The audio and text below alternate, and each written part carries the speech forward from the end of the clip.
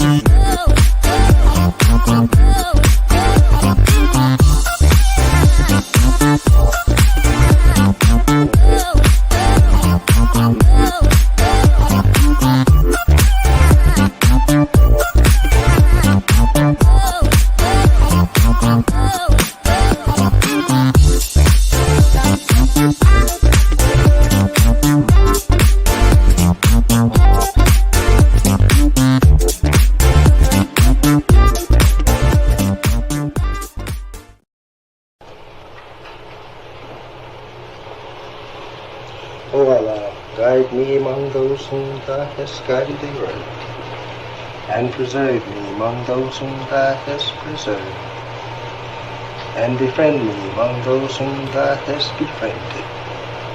Bless me in whatsoever Thou dost grant me, and deliver me from the evil of what Thou hast judged. Surely Thou judgest, and none can judge against Thee, and he whom Thou befriendest is not disgraced. Blessed art Thou, O Lord, and exalted be Thee above what they set up besides Thee.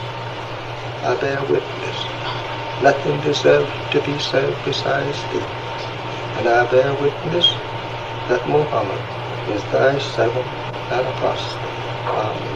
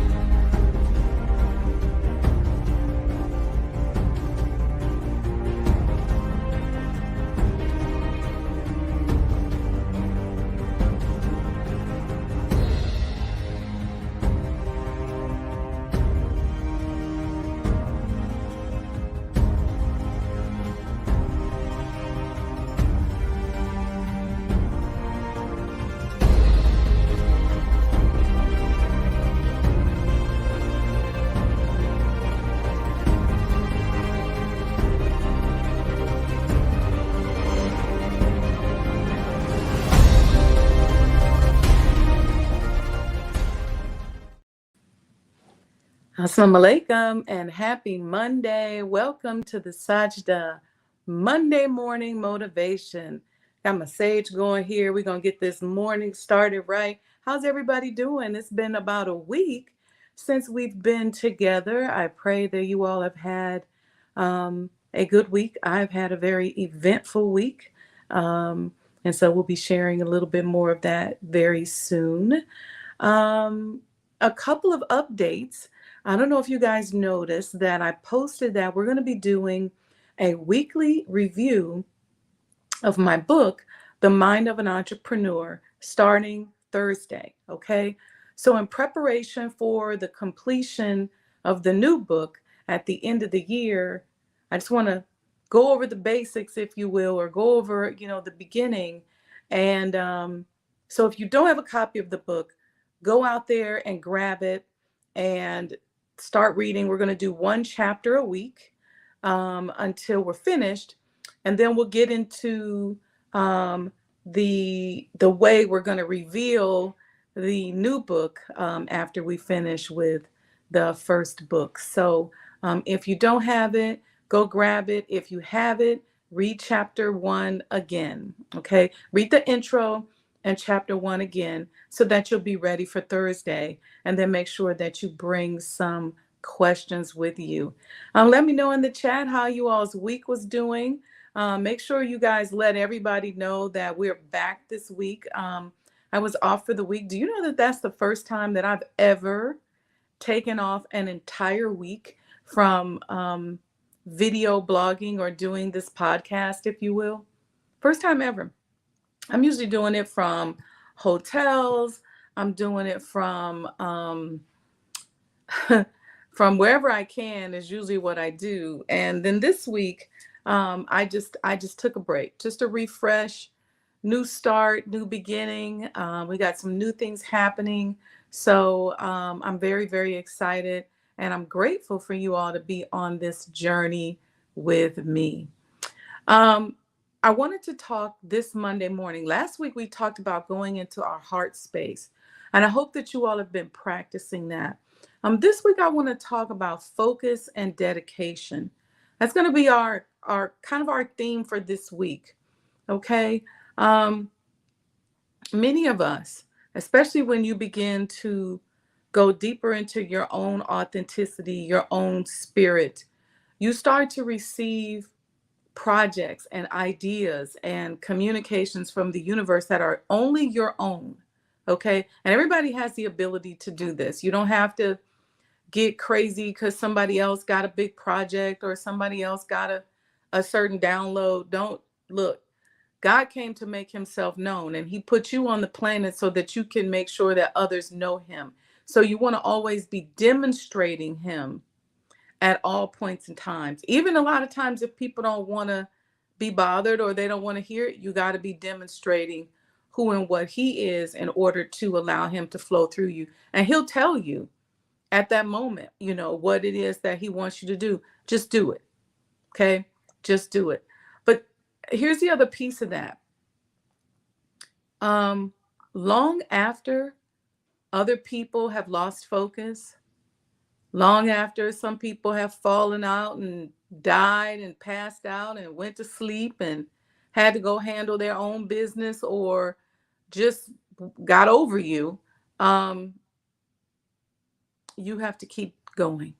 You have to be focused. You have to be dedicated. People are going to fall off. People are going to run out of oxygen. People are going to just say it's too much, and as our brother 19 Keys says, that what oftentimes happens is that as you're working on something, your light will begin to shine very bright. And it's really great for you because it's illuminating your path. It's much easier, let me tell you, when you get to that space where God starts guiding you, not where you make up in your head. See, here's the difference. A lot of people say, well, God spoke to me, or I got an inspiration for this or that, blah, blah, blah. But it's really just them saying that because it's something they want to do, or saying it because it's ego driven. And what I'm saying is that when you get to that point where the ego goes away, where you don't own stuff like that, and the ego really just serves to protect the sovereignty of who you are, um, life is much easier. It really, really is much easier because, and here's why. And I'm not saying that the things that he tells you to do won't be easy, because the universe is going to tell you to do some stuff that's tough, that's hard, that you don't know how you're going to get it done. You have no idea. And then you're going to be forced to figure that out in the space of other people who don't have the message that you have, who don't really understand, who may be more in their masculine, their brain mode, where they're really tactical. Um, I call that manifesting in the face of controversy. So, what's the controversy? The controversy is that there are forces out there that are converse or different from the way you've been communicated with. And so, as you're moving, you have to pay attention. You're gonna have to have perseverance, but it gets easier because at the end of the day, you know that really all you got to do is follow instructions and things will fall into place.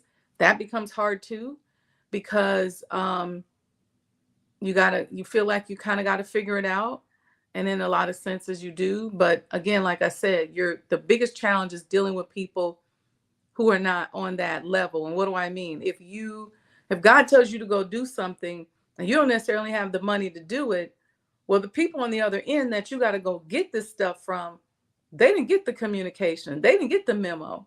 So you got to figure out how to make it happen on this material plane so that you can fulfill that immaterial instruction, if you will.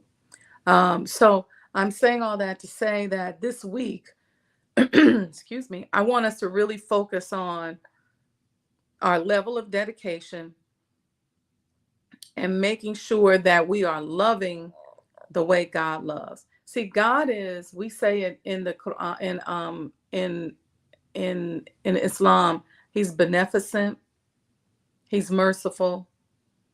Um, so we want to be enacting that type of beneficence, that mercy. Um, He doesn't give up on people. Sometimes we have to set boundaries, because the boundaries that we have to set, we set them because we are not yet at the level where we can be like God and be beneficent and merciful.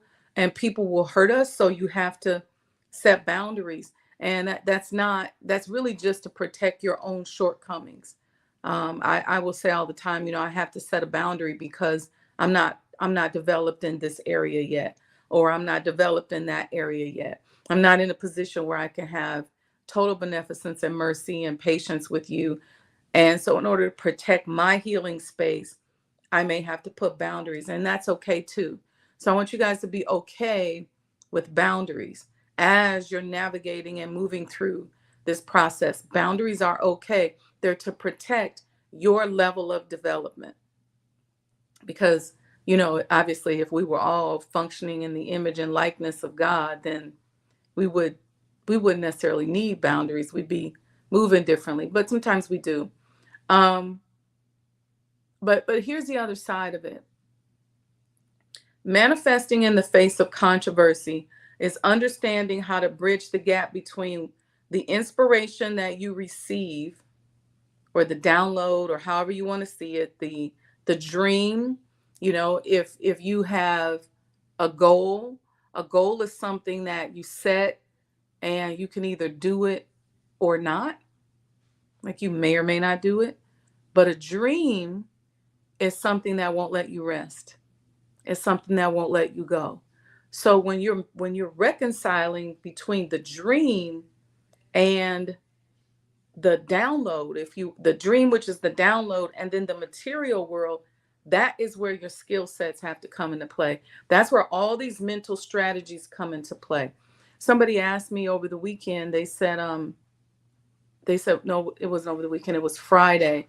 Somebody asked me, they said, well, how do you make sure that you can figure out how to manifest in the face of controversy, and why do you need all of these mental strategies? Why is all that necessary? Well, It's necessary for a couple of reasons. It's necessary because you got to figure out the skill set and the mindset and the mental strategies that you need to string that bridge between reality and the download, or between the material world and the metaphysical world, or between the dream that you have, the one thing that won't let you rest, between the dream and the manifestation in the material world.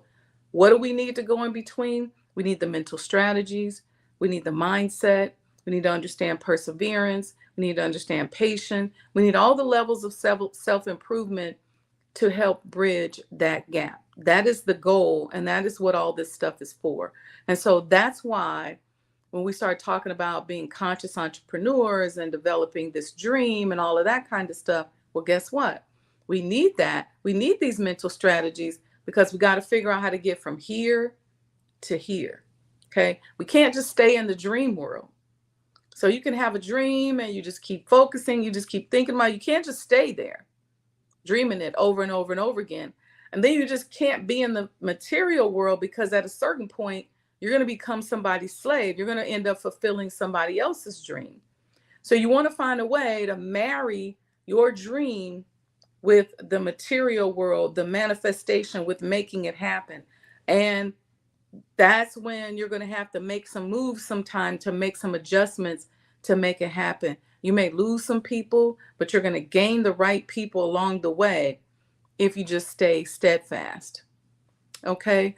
Keep me posted if you guys have any questions in the chat. I see you here. Let me see. I'm on my iPad, so this may be a little bit wonky. Yep, I said let's set the stage for energy for the day. I'm going to come back to that. Good morning, Mom. Good morning, Sister Betty says happy Monday. Wa alaikum salam, Sister Monica. I know I have not been out here, so a lot of you all are probably like, is she here? I see more of you on live than in the chat. So, okay, thank you, sis. So setting up our energy for the day. Setting up our energy for the day begins with setting an intention. So what is your intention for today? And I want you to start big picture and then go into your detail. Sometimes what happens is we start very detailed, and because we don't really believe the detail, we don't know how to get the energy right and get ourselves there. Remember, thoughts are spiritual energy. Okay. So what is your goal for today? Let's say your goal for today is you got to come up with $20,000. Okay. If you start off saying, my intention today is to get $20,000. If you don't really believe that, and your male energy doesn't really have a way in which is your mind. If the divine feminine says, hey, we need $20,000, and the masculine or the mind says, well, I don't know where that's coming from. Let me give it this way. If the heart says we need $20,000, if the mind says, I don't know where it's coming from, you're not reconciled. You're out of space. Okay. So now we go, all right, my mind doesn't know. Even as soon as your mind says, I don't know where that's coming from, go bigger picture. Okay. Then you start going, all right, next phase. I know I need $20,000 today. I know it's available to me. I know it's something that I can do. But then you pull back and you say, you start asking your mind to settle down and trust the intuition, trust the heart. Okay, mind. And you have that conversation. Okay, mind. I know you don't know how we're going to get this, but my heart says that we're going to get it. It's going to happen. Okay. So let's just start there. Okay. And then you start asking your heart. Remember, your heart has intelligence. Heart, talk to my mind. This is how I deal with myself. Talk to my mind and let my mind know that in this moment, because it does not know how to do it, it would be beneficial for it to submit to you. And what that does is it stops your mind from going into overdrive and to thinking your way out of the process, because what the mind is doing is analyzing, and it's analyzing the same data over and over and over again, and it's not going to get any different results. So what the mind then will begin to do is sort of sabotage, like it's not going to happen. There's no way to do it. The mind will start talking you down, and then it won't happen. So you got to back your mind up a little bit. Doesn't mean you're going to stop thinking. A lot of people get scared of this because they're like, well, I know I got to figure it out. Well, you can't figure it out with the data that you have. So let's back up. Let's say, all right, heart, the spirit, Allah, however you want to do it. Allah, okay, I don't know how to do this right now, but I know that you do. And I know that you can place the energy in my heart that will settle my mind down and allow my mind to then have the awareness on different ways that I can go and get this, whatever, $20,000, this thing I'm looking for. You could be looking for new pillows for your couch, whatever it is. But start playing with this process. Let's make it easier. Let's make it a pillow for the couch. I don't know where I'm gonna get these pillows from. I got a dinner party tonight. I'm gonna head out. I'm gonna start looking to see if I can find these matching pillows for the couch, but I don't know where. And then your mind starts going, well, I don't know either, and it ain't gonna happen. Then you start saying to your heart, look, I know that you can tell me where to go. You can even pray on it if you want, but start playing with. I want you to start playing with the communication between your heart and your mind, and use your heart to settle your mind down. We talked about that heart congruence last week. Go back and check out that show. But use your heart to settle your mind down, because all your mind is doing is regurgitating the same information over and over and over again. It's not getting another result. And so it's going to, at a certain point, you're going to start adding emotion to it. And when you start adding that emotion to it, that emotion is just telling you that you don't know where to go, but you're going to get into that emotion and start letting that emotion rule the situation. I'm so damn mad I can't find these pillows. I'm so mad I can't get this 20. I don't know where it's going to come from.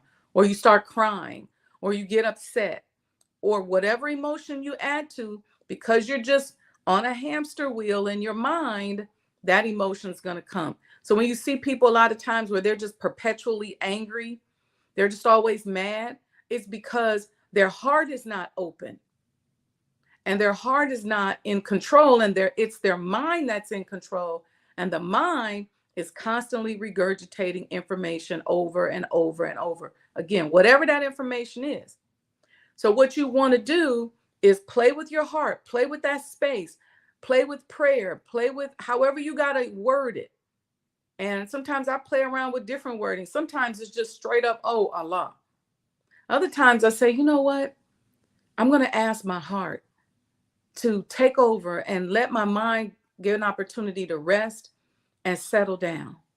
And I'll go and meditate, and I'll do a heart meditation where I'm just feeling the calmness and the beauty of my heart. And I'm focusing on my heart, and I'm giving my mind a break. Okay. It's like a meditation that come out of that, say a prayer. And then sometimes you'll start seeing things spark. You'll see little ideas come to you like, oh, I didn't think about that. I didn't think about checking that store. Or, oh my gosh, I didn't forgot I had this over here. So you start getting sparks, and now you can start creating some movement, wherein before you were stuck on the hamster wheel because you didn't have any new information. Now, when you go into that heart space and let the mind rest a little bit, now things start popping a little bit. You got some sparks, you got some things you can look into, and you just want to keep doing that and keep playing with that. And then pretty soon your mind will learn to calm down and trust your heart, trust a little bit more, and work in conjunction with the heart. And so now all the different ways that Allah will communicate with you can become open and come into fruition for you. So meaning there may be a dream. Well, now you can get the dream because you're not in your head. You're not scared. You're not angry. You're not mad. See, when you see those extreme emotions coming in, that means that you've run out of options mentally. And if you run out of options mentally, that's okay. Just know where to go to calm yourself down so you can hear those mental options. Okay. Does that make sense? Any questions to anybody? For anybody, I see good God coming in. Thank you, sir. I see RJ Funches says, Assalamu alaikum. Good morning, all. Wa alaikum salam. Thank you. Let me know if you have any questions about this. But this is a way that you begin to play with yourself so that your mind can function at its truest capacity. The reason why a lot of times they say we only use 10% of our brain is because we get a few data points and we just keep regurgitating them over and over and over again. Over and over and over again. Everything, every problem that comes to you, everything that God puts on you or in front of you, the answer is at your disposal. And I know this sounds so hard, especially for us as Black people. We are in, such incredible conditions nowadays. It becomes difficult for us to see our way out of it. But mentally, we have to stop regurgitating the information that we have over and over again, wherein the person who hurt us always looked like this. The person who hurt us always said that. We keep playing that same book, that same record over and over and over again. Go to a space, let that mind settle down, and then go into that heart space. Because God may now say, well, you know what? I'm going to communicate with her this way. I'm going to give her a dream, or I'm going to send it in the form of nature. I'm going to send a bird or an animal, or I'm going to give a phone call. But when you're in your brain and that phone call comes in from somebody who either can help you get the answer, or who has the answer, or who can help you, what do? Because you're in your masculine mental space, you start talking to that person, and then you just start talking. It's all about you. Boompa, boompa, boompa, boompa, boompa, boompa, boompa, boompa, boompa. And then the person knew they felt inspired to call you. They felt inspired to reach out to you. But whatever it was, they just go, okay, they just forget it because you just bulldoze the conversation. So go into your heart, and the heart is going to tell you what to do, when to do it, what not to do. It's going to help regulate some of that mental energy sometimes. So that's our theme for this week, is to practice that. We didn't go this deep into it when we went into the heart meditation, but I want us to practice that. If you've got something you're working on, something you're trying to solve, stop for a moment and go into your heart space. Don't go into your heart space and then come right back and bulldoze with your brain. Go into the heart space, stay with that vibration, and then see what else comes to you. And then what else comes to you? It may be a phone call. It may be go here, go there. You just never know. You never, ever know. I was talking to somebody 2 weeks ago, and the sister said that she just was like, look, I am ready for a relationship. And so she started practicing this heart-mind connection. And she got a little frustrated because she was like, something was like, you know what, this ain't working. I don't know what you think you're doing. She did one more meditation on it and just decided to go out, and some told her, go get yourself some lunch. And she said that when she's working, she rarely gets up and goes out for lunch. She got up, went out for lunch, and next to her, she met somebody. Now it's only been 2 weeks, so they don't know if that's the one. But I thought it was very powerful. And I was telling her, I said, that is you working the magic that is already within you. You listened to that intuition, that spirit that said, get up and go out. You got up and went out. And this person was sitting next to you and had been having the same or similar prayer. And I just repeated to her, I said, the person you're looking for is also looking for you. And the faster we begin to get ourselves together and, again, understand how to use our ego, then we can be blessed. Because Why on God's green earth would you be praying for? Why if you're praying for this perfect person who's got it going on, and if God has his hand on that person, why would he send them to you and you all messed up and risk messing that person up?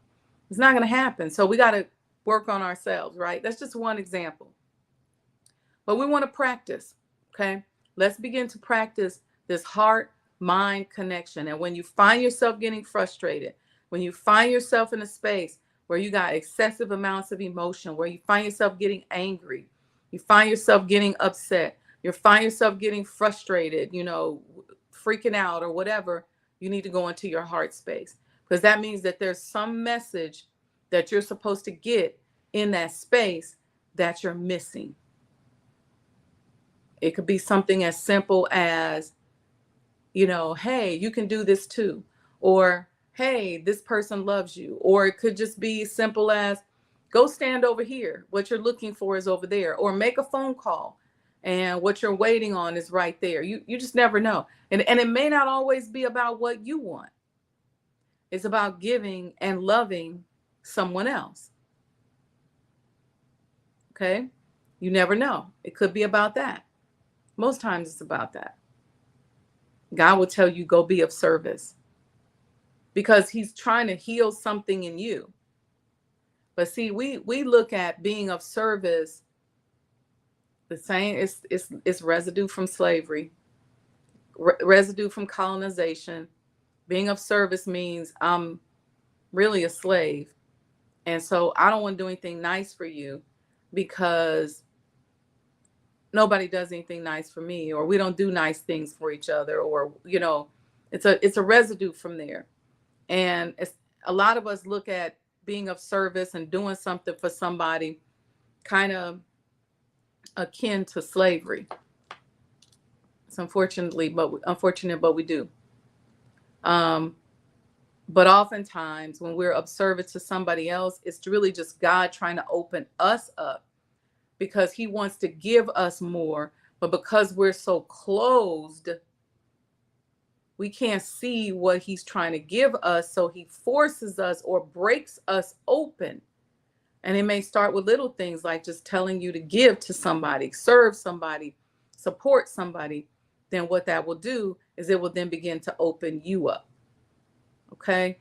Last couple of things I want us to do is I want us to stop this week, work on stopping comparing yourself to other people. Don't worry about it. I don't care how old, how young, how light, how dark, how tall, how short, how skinny, how fat, I don't care. Stop the comparison. Go deep into who you are and figure out what you showed up on the planet to do. Don't worry about what gifts and talents that person has. Don't worry about how God is using that person.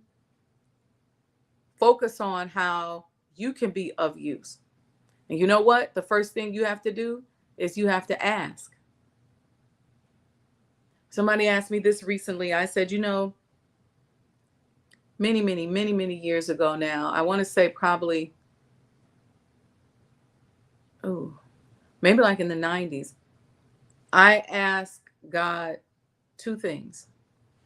I said, allow me to be a conduit to you, of your conduit. Allow me to be your conduit. And if you allow me to be your conduit, I'll clean up this conduit so you can flow better. I know right now the conduit or the pipe might be a little clogged and it may have some places where it's a little dirty, but I'm going to work on cleaning it up so you can flow through. If you would just use me. And I remember exactly where I was sitting and what I was doing when I prayed that prayer for the very first time. It's very, very powerful, powerful prayer. And then I asked, I've always been conscious of bridging the gap between the dream and the material world.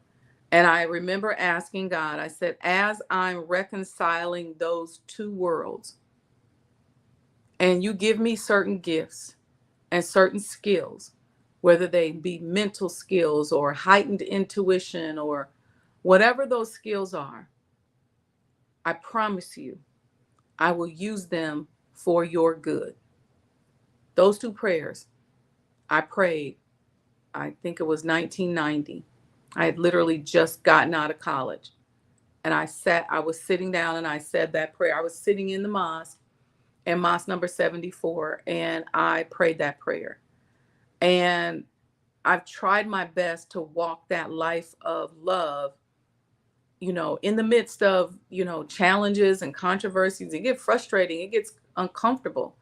Um, and but it was a very important prayer, and it's something that I just kept praying, and I kept staying committed to, and it has taken me all around the world, and in a lot of spaces that I didn't understand why I was there or what I was doing. I just tried to be the reason that doors open and opportunities were opening for other people, not always being about me. How can I open the doors for somebody else? How can I be a blessing to somebody else? Um, and that's even if I was looking for a job, because in looking for a job, I'm going to go and be a blessing to somebody else. I'm going to be the reason that a door opens for them, because they may create a position. Um, they may end up having more revenue because they put me in a certain space, but I try to be the reason that opportunities open up. Some people have not even done anything nice for anybody. So if I give them a chance to do a nice thing for me, then maybe I'm opening them up to something. But you guys get the concept. Being that door, being an opportunity, and the reason that doors open for other people has been an important theme of my life. Always wanting to be an asset to others. I never want to look at somebody and go, okay, I'm a liability. I know I am. And even if a person, and I don't mean this on an immature level, because even if a person has to help you, don't look at it as, or if a person helps you, don't look at it as you're being a burden on them. You should make sure that you look at it as you're providing them an opportunity to be of service. Seriously. Because again, some of us are so close. Some of us live a life of subtraction. We are always trying to be safe. We don't want to stretch. We don't want to extend beyond what we want. We're always worried and insecure. So when we're like that, then we pinch ourselves off and become very difficult for God to use us and come through us. When we open up and certain things aren't that important anymore, but just opening up and allowing somebody to be of service to us, being of service to others, allowing someone to love us, making sure that we love others, being open to and allowing flow, allowing that vibration to raise, being conscious of vibrations. What programs are you looking at? What programs are you looking at before you go to sleep at night?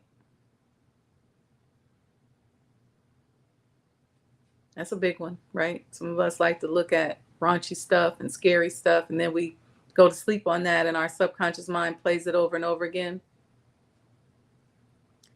Look, even if that happens, here's the thing, and I don't want us to be spooky. Let's say you're watching something and you fall asleep, and you don't really want that in your subconscious. All you got to do is just get up and do your prayers and a meditation and recharge yourself, turn off the TV and go to sleep. So if you fall asleep at 10 o'clock and you wake up at midnight and the TV's watching you, then get up, turn off the TV, go do your meditation and your prayer and get back in the bed and go to sleep. You just got to recalibrate yourself. These are things that you can do yourself. Don't just look. I know sometimes it's easy to go just click off the TV and just go, "Ooh, I'm tired." But take a moment, get up, go to the bathroom, put a little water on your face, and then come back, relax, do a meditation, recalibrate yourself, say a prayer, and go to sleep.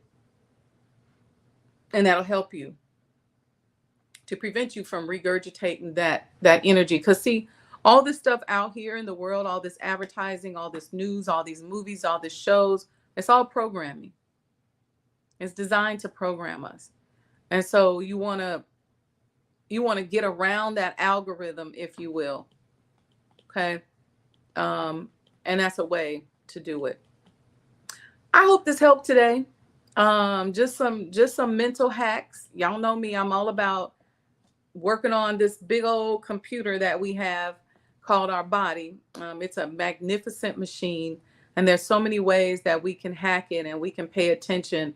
There's ways in which, if you got kidney issues, you can understand what emotions are associated with the kidneys. If you have liver issues, you can understand what emotions are associated with the liver. If you got heart issues, you can do that. If you've got diabetes or some other disease, you can figure out what emotions are attached to that disease process, meaning what thoughts are going through your brain that are causing the cellular structure to alter in a way. Did you do something really crazy when you're young and you just zapped your body? Well, now you just got to figure out what you got to do mentally to put yourself back on course. And this is a magnificent machine. Trust me, you all can do that. If you're out here right now, you might not feel so good about yourself. You can figure out what it is that you need to think about mentally to make you look younger. You can figure out what you need to think about mentally and what your emotions need to be to figure out how to deal with, weight gain. Now, I'm not saying that you're going to be able to think your way out of 50 pounds. So don't think that. But you can, as you begin your exercise routine and your new dietary regimen, you can begin to change your mental strategies so that it makes it easier and you can accelerate the weight loss or getting it into shape. Okay. So if you tell yourself something, it's going to happen. I remember my business partner used to always say that if you hear a patient come in and the patient says, I don't think I'm going to make it, he said, let me know. Because if they don't want to make it, they're not going to make it. And so we're not going to take them into surgery. If they say they think they're not going to make it or they say they don't want to make it, then, we're going to have to either have a conversation with them, or in this case, we're doing elective surgeries, then we're not going to do that elective surgery. Oftentimes when you're in the ER, you don't really have that kind of choice because there's certain laws and regulations in place if you have a life-saving surgery. But in an elective surgical space, like the one that we were in, meaning that you could have the surgery or you could not, basically, then we would say if they say they're not going to make it, we're not going to take you into surgery. It's not today, not up in here. So we were blessed not to have one mortality because we paid very close attention to the spiritual space of the patient. And if we needed to work on them and needed to help them kind of see things differently without even making it religious or, but making it very functional mentally, which really is that spiritual space, then we would do that. Walaikum salam, James Camouflage. Thank you for joining. So, you can tell yourself, if you say to yourself, man, I look ugly, then you're probably going to start looking ugly. If you say, man, I look fat, then you're probably going to start looking fat. If you say, man, I look old, then you're probably going to start looking old. I'm just saying. So be mindful of what it is that you say to yourself. And we'll come back. But Thursday, don't forget, if you have a copy of the book, read the intro in chapter 1. If you don't have a copy, go out on Amazon and get it. It's called The Mind of an Entrepreneur. Grab the book. We're going to be doing a 9-week series on the book, going through each book, each chapter by chapter, in preparation for the new book that's coming out, and in a very unique and different kind of way. All right. Because you know what? This is the thing. Let me say this. Everybody's writing books now. Everybody's using Chat GPT to write books about stuff that they have no experience in. They ain't got no receipts. I'm telling you all right here, right now. And I've said this 1,001 times.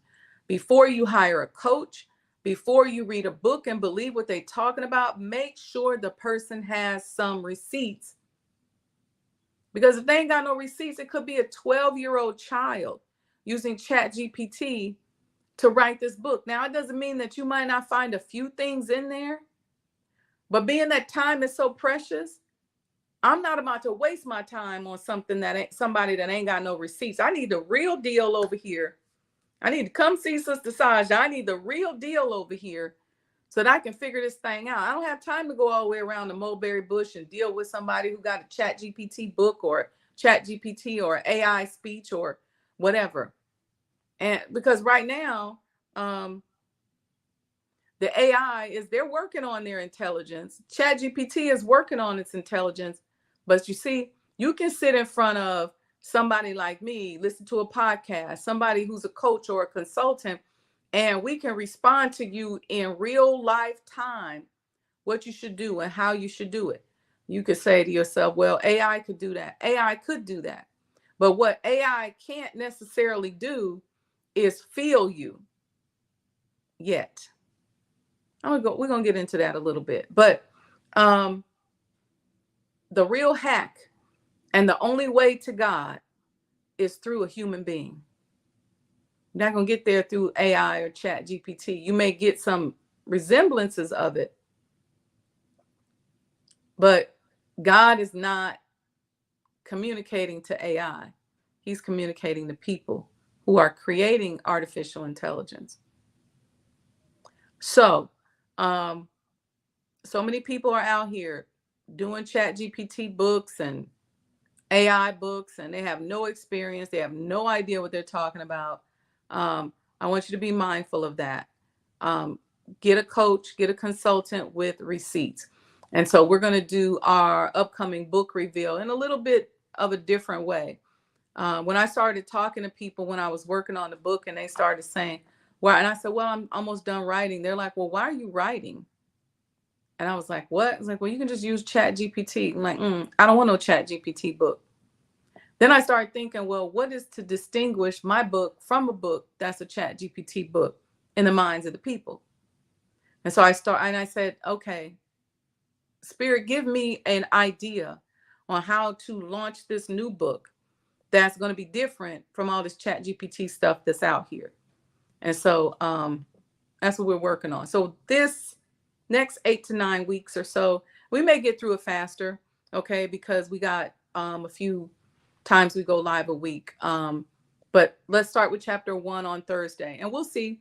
We may say, you know what, that was good. We're good. We can use coffee talks to come up with this stuff. But right now, we're going to start with 1 a week because I really want us to delve into it. And what I would like to do is when we talk about chapter 1 on Thursday, then we can move into some deeper levels of it on Friday morning coffee talks and Saturday morning coffee talk. That way we really exhaust the subject matter before we move on to the next one and before we move into the new book series. Okay, family. Appreciate each and every one of you for joining. I love you. Please do something good for somebody today. Make sure that you are an asset to somebody today, whether you just smile at them or hold the door. Make sure your energy is in a right space. Energy in a right space don't mean that you're a punk. Don't mean that you don't have boundaries. It just means that you're not in a carnal, low level way of thinking. You're not necessarily looking negatively at every single thing and everybody, or, making everything, sexual or something. So first thing we want to focus on is our energy levels. And the way to do that is let's get ourselves out of our insecurities. Let's get ourselves out of our heads and into our hearts and go from there.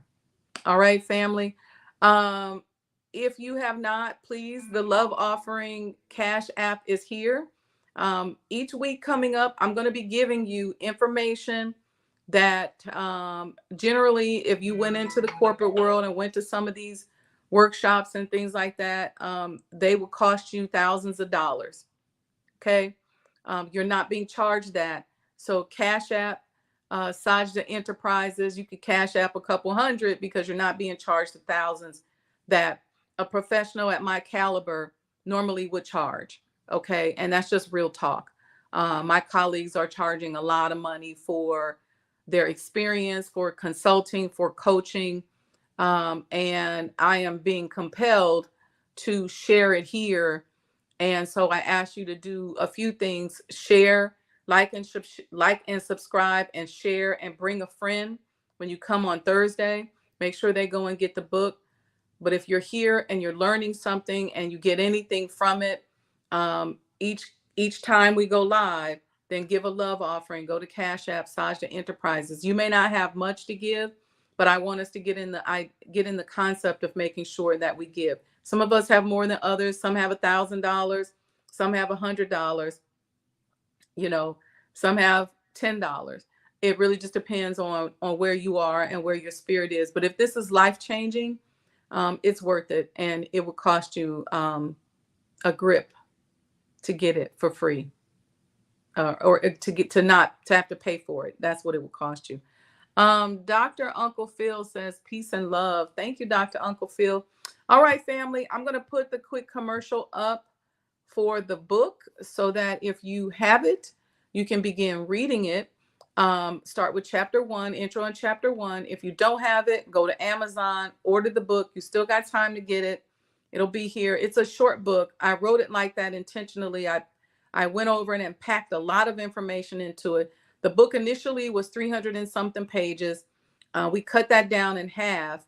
And then I took the other half and began to build out some of the next book, which we're going to be going into coming up real soon. Okay, family. Love you all. Wishing you all more peace and goodness than you've ever experienced or imagined. Make sure you like and subscribe and share. Tell a friend, bring a friend next time, and give a love offering at Cash App Sajdah Enterprises. Peace and blessings, family. Make it a wonderful day. And don't get in your head. When you find yourself getting in your head, go to your heart. Let that head get a rest a little bit. All right. Peace and blessings.